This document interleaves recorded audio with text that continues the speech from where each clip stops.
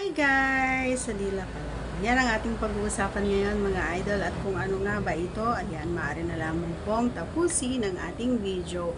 At kung ikaw ay bago pa lamang po sa ating channel, please do me a favor, please do subscribe and click our tiny notification bell so that you'll be updated every time we have a new upload videos. Disclaimer din po mga idol, ang video po natin ay para lamang po sa may bukas ang kaisipan at may malawak na pang-unawa. Kung wala po tayo nito, maaari na lamang pong mag-skip at mamili ng mga videos na nararapat po para sa inyo.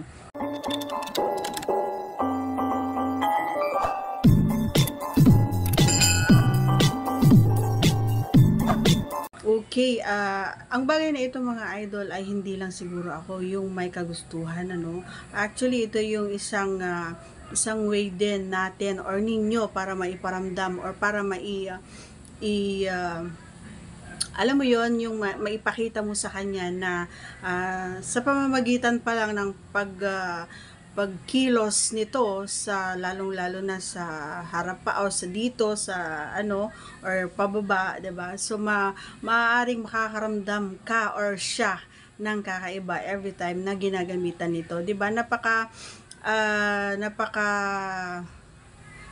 ma-excite ka, kumbaga yung pagdampi pa lang ito sa balat mo ay talagang mararamdaman mo na yung parang intense kumbaga ano, kasi nga napakasarap, lalong lalo na kapag doon na mismo sa baba at ginagamit mo ito sa pagkalikot, no, doon sa lalong lalo na doon sa may taas po, di kaya doon sa may mani, kasi nga kapag doon ito ang ginagamit mo, instead na yung kamay or yung daliri mo ay mas maganda or mas mafe-feel kumbaga namin or ako lalo na sa side ko, mas nafe-feel ko kumbaga at mas ramdam ko every time na yun yung ginagamit niya. And sigurado rin ako na hindi tayo masaktan kasi nga malambot lang din naman yon. So katulad lang din ng kanyang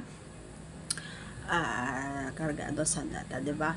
And kahit hindi naman doon, kahit saang parte kumbaga ng ating dito ay talaga naman na napaka-importante ito na bagay para paggamit dito every time na tayo ay ayan, sa ating mga kapareha. Sobrang para sa akin masarap ito and may care kumbaga, kasi nga hindi ka sabihin ko masasaktan talaga. And wala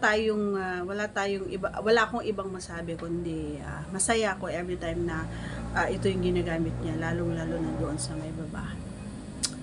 Ayan, kung ikaw hindi mo pa na-experience ito, so subukan mo, kasi nga mostly na ginagamit ninyo ay hindi ito, no, ang ginagamit ninyo ay ang inyong mga kamay. So try mo minsan or once or every time na mag-ano kayo, subukan mo ito and malalaman mo kung ano yung sinasabi ko, bakit ko nasabi na okay, masaya, happy and very satisfying ang inyong kapare. Okay, so that's all for today's video mga idol. Once again, if you are not yet connected, please do subscribe and click our tiny notification bell so that you'll be updated every time we have a new upload videos. Thanks for watching everyone. See you again on our next vlog. Bye!